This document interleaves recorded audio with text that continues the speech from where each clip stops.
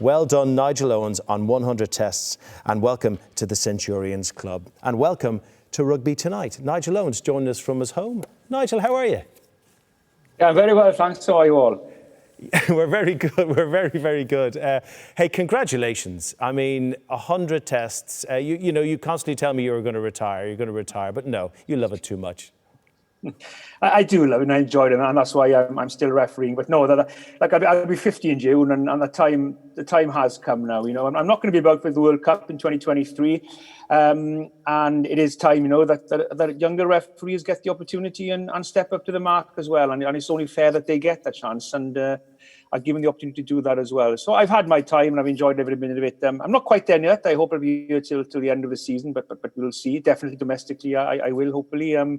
But no, I've enjoyed every moment of it, to be part of, a small part, but yet again a part of this wonderful game, and be very lucky and privileged really to referee some of the greatest players in the world, and then be part of some of rugby's greatest and most memorable occasions. And I truly am humbled to be a small part of this great sport. And Nigel, with your personal history and the difficulties you've had in your life, and certainly as a young man, you must pinch yourself and give yourself a little clap on the back to say, I've achieved something unbelievable, and probably against a lot of people's expectations who knew you as a kid.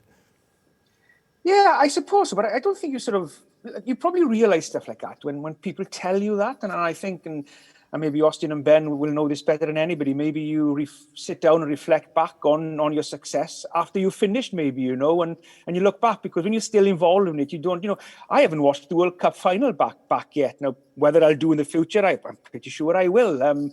So you probably sort of tend to reflect a bit more after it's all done, I guess, than when you're still a part and in of it. And yeah, look, I'm quite aware that I've been reasonably successful and be very fortunate to be appointed to some great games in the World Cup final. And yeah, when people like John Smith send those messages, and Richie McCaw, and messages from Dylan Hartley telling I was something hard work on the field, I thought that's a good one coming from him. Did you tell him to F off back? No. Yeah.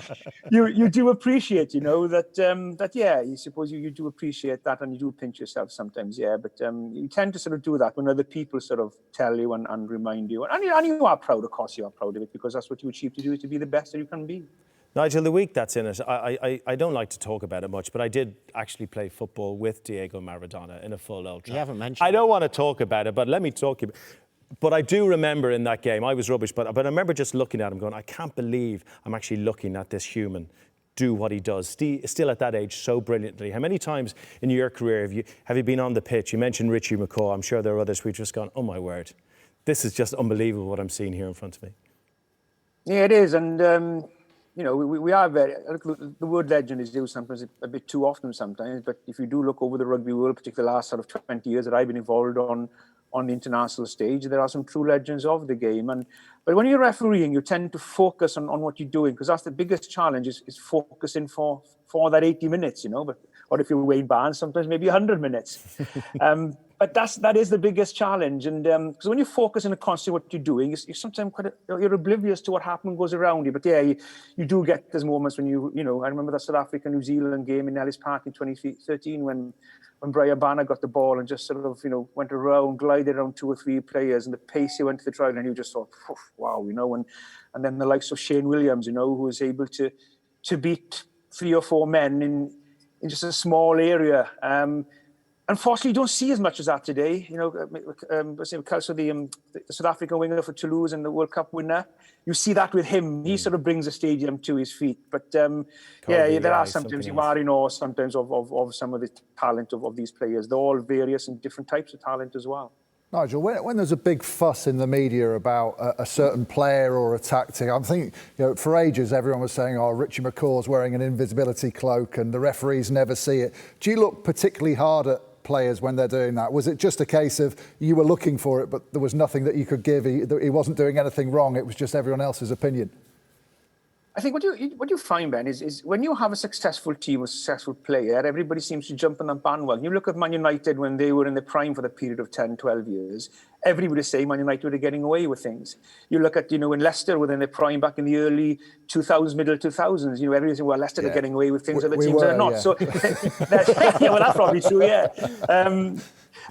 So, he was very, very good at knowing the referee. One of his great traits as a player was he knew the referee. He knew how far he could go with that referee. And he did that very, very well. And I think it's no difference to others, over the years who've done the same. But just because he was so successful, he would be carrying that mantle with him that he was getting away with things. And maybe sometimes he did, because he was so good at what he did. But now, when I refereed him or I prepared for games, I don't over prepare. A lot of referees really go into depth about the games, the teams, and even individual players. I do a bit of analysis. I look at a couple of things, ready in preparation for the game, things I may need to address from the game before with players or coaches before the game.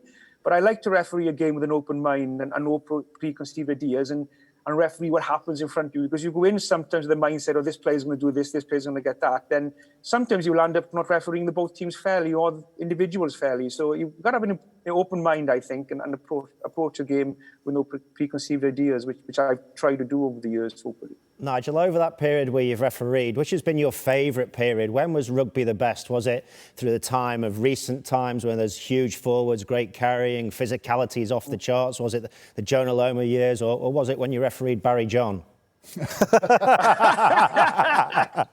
I'm old, not that old. No, I think, when you go back to periods when you were playing Austin, you were a hugely successful player, a hugely talented player. So you had that back then, you had that since then. You had Shane Williams, you have Chelsea now with South Africa. So you still have that. And I was listening to what you were saying earlier about, the game has changed. One thing is for certain, I don't think anybody can say that these Autumn Nations Cup have been exciting. The standard of rugby has been pretty poor, really. It's been disappointing. Now, whether the crowds play a huge part in that, we will have to wait and see when the crowds come back in. I don't know. But the only thing I will say, and Ben touched it in earlier, you have sometimes brilliant, brilliant games of rugby recently. And that will tell you then, well, hang on, then there can't be nothing wrong with the laws of the game if even now we can produce brilliant games of rugby. So I don't think there's much wrong with the laws. I think sometimes as referees, we're at fault. We need to referee certain areas better. The law is there for a reason. And if we're not strong, so for example, one of the things we haven't been strong on is in front of kicks. So players are chasing in front of kicks. They close down the space, and then the other team can't counter-attack. So they kick back, and then you have this kick fest coming in. So we've been told, quite rightly so, we need to clamp down on players chasing an offside position. So, look, the game has changed a lot. It's certainly more physical now, but you can still have some brilliant games of rugby. So I think it's to do a lot with the players' attitude, and as well the coaches in their game plans. Maybe are there too much game plans? Is it taken away from the players to just get out there and play? Look, last night, France and Italy certainly wasn't a brilliant game of rugby from a long way. And you'd have thought last night, a new French team, Italy under no pressure really. You thought that both teams would have gone out and played rugby, but for whatever reason, they didn't. They felt the pressure, and you didn't have a great game of rugby, which we were all hoping for. So yeah, it's a difficult one, really, and I honestly don't know the answer to it, to be honest. I think it could be a little bit of everything that needs to be looked. But there shouldn't be a knee-jerk reaction, I think we need to step back and take our time before we change something, and then we just have a knock-on effect, which is not good for the game. The game last night, actually, there was 89 kicks in total when you refereed, 46 for France, 43 from Italy. On reflection now, is there anything you think you could have done to change that, to maybe motivate them to play a different kind of rugby, or is it out of your control at that stage? I think it's out of control. Look, a referee can't make a bad game good, but you can certainly spoil a good game if you don't do your job. And yeah, look, I'll review last night's game and look to see if I can do anything different. But I don't think the tackle area was well contested, but the ball was pretty quick. I don't think there was much more I could have done then. The kicks, I don't think there's nothing I could have done about that, to be honest, because I certainly worked hard to keep players on side. And yeah, when I look back at the game, there was probably one or two which may have ambled a bit in front of the kick, but certainly not a trend in the game. So it was something I was aware of and spoke to the players and actually penalised one for doing it. So, I did all I could to help them play the game. But then, I don't think it was much more I could have done. I don't think. At the end of the day, the players, if they don't perform, you're not going to have a game of rugby. And again, when they do perform, they make the game of rugby, not us as referees. And they should quite rightly take the credit of when they produce a great game of rugby. But for whatever reason last night, it just didn't happen. And, I will look back at the game, and if there's anything I contributed that I've contributed to that, then I need to look at the way that I refereed those certain areas. But I certainly don't think there was, from what I was seeing in front of me last night. Stephen Jones in the paper today. The international game has become a kick fest that no one wants to watch, but World Rugby is asleep at the wheel. So says Stephen Jones, his opinion. He says coaches have stopped trusting the breakdown and choose to bypass them whenever they can. I guess they feel the ball is safer in the air. Ian McGeechan saying Eddie Jones's tactics show he's still scarred by the World Cup, the power game of South Africa. Maybe he feels he needs to respond to that and maybe just take some of the risk element out of the game. But it's certainly it's not an issue across. We've seen some great games in the Premiership this weekend, but it is sitting there a little bit of a cloud, isn't it? Yeah, I agree with Nigel a lot. I think that actually there's not a lot we need to change. There's very simple nuances we can change about the speed of the ball and about the speed of penalties, scrums, line-outs and how we move around the field. The game for me has become far too anaerobic, largely because we're trying to protect players. So we're giving them time, particularly at scrums, to bind. They don't get injured. We're not increasing their risk of doing that. But what that's done is it's taken instinct away from the game and given prescription back into decision makers. So now a great example from today. If we take a little example of today, I'll bring it up. Nigel, he's got an iPad. He's not watching something. I've got an iPad. He's doing his, So if we take a look at this, this was a driving maul. If you look at the setup from there, it's really easy to think, right, what should we play from here? First and foremost, if you see this opportunity, you fly half, you shouldn't stand as flat as he possibly can. If he stands really flat, all these players, they have to step in with him, and it creates even more space. But as we will see when we roll it on ever so slightly, Paddy Jackson takes the ball really deep, and he stands and delivers. One of the worst things you can do as a 10. But still, look at the space. Look how disjointed the attack is, the defence is. Roll it on again a little bit. And even at this point, as we get to here, you've still got a 4-on-2, maybe even a 4-on-1. Hassel Collins is out of the picture, he's still out wide. All you've got to do on this is run outside shoulder lines. Keep running outside shoulder lines. And these guys will have to step into you, as you can see here. Just as we roll it on ever so slightly more, look at both of their shoulders. Both of their shoulders are turned in. Once you've got a defender whose shoulders are turned in, you've beaten them. They're in all sorts of bother. And you could have these guys just running flat out at guys. Hassel Collins, one of the best runners in the league, not touch the ball in open field in the entire match. So that tells me that someone's been instructed to do that from a great attacking option. You spend hours, thousands and thousands of hours on the training park setting up a maul over on the side. Ball goes through your hands, you throw 2 long passes and someone scores a try and you all cheer. And you look over at the forwards and they're just thinking, you're not having the ball, lads. That's what the game's turning into. Me and Ben had a slight discussion during the match. I think the forwards have got way too much power and destiny on the outcome of games. Maybe that's not their fault, but it's down to statistics and teams thinking that they win better because they kick more. That is not the case. You win better if you play faster with more pace and attack space better than the opposition, as we've seen with the Chiefs, as we've seen with all sides this weekend. Gloucester, great performance. You can do it. It can be done. Why go all the way up to Newcastle and decide that you're going to kick the ball 37 times? Why do it? I'd rather not get on the bus. It wasn't a discussion, it was a full-all row, Benny. No, it was. I was just saying it's not the forwards' decision, is it? It's the halfbacks who are making those calls and playing where the coaches want you to play.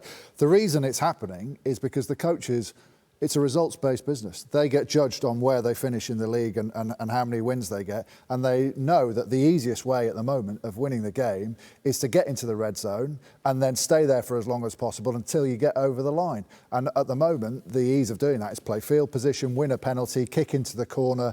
We're replacing the old days of taking the shots at goal with kicking to... Everyone's saying, kicking to the corner's so boring, and then you stay on the 5-metre line. That used to be 3 points back in the day, but now people have realised, kick in there, and if we go wide from that position and it goes wrong, we turn over the ball. If we pick and go and it goes wrong, we've been tackled, we get another go and we get 20 goes. That's why. And you look at Newcastle's new technique for the 5 metre. They're setting up mini scrums now, and I guarantee you, having seen it for the last couple of weeks, every single coach in the league will go, "That's a good idea. We're going to start doing that on our pick and go." Tony Udwood's waiting to talk to us, Nigel, but I want a quick thought from you. If there's one rule you could change to make the game a little bit better, a bit quicker, better on the eye, what would you do? I think Ben made a good point there. If you kick to the corner and get a maul, you're pretty much guaranteed to score because it's undefendable. And the reason it's undefendable is because we as referees haven't been good enough in setting up legal setups so the defence have a chance of defending. So a lot of things we can do as referees actually go back and referee the law, have a bit of empathy, but referee it. But the law I would like to change, I'd like to change the substitution law. I think 8 subs is far too much. I think if you reduce that to 5, maybe even 4, and you can only use them at certain times in the game, and the way the substitutions are used, I think it will help reduce the size of players by a few kgs. You'll actually see them players then actually trying to find that space, like Austin said, looking for that inside shoulder, trying to beat the man, rather than trying to run through them. So that is something I think that will contribute hugely to the game, I think. But a lot of things we can do as referees. And that's an easy one as well. It's not too controversial. It's not complicated. It's straightforward. It's all planned out beforehand. Good suggestion. Nigel, thank you so much. Well done. Congratulations. A centurion now. Well done as you head towards 50. You'll be still doing it when you're 60. You know you will. You'll be down a Bridgehead ref in the local game. No way. All right. Take care of yourself. Thanks. Enjoy the rest of your evening. All the best. Good stuff. Cheers.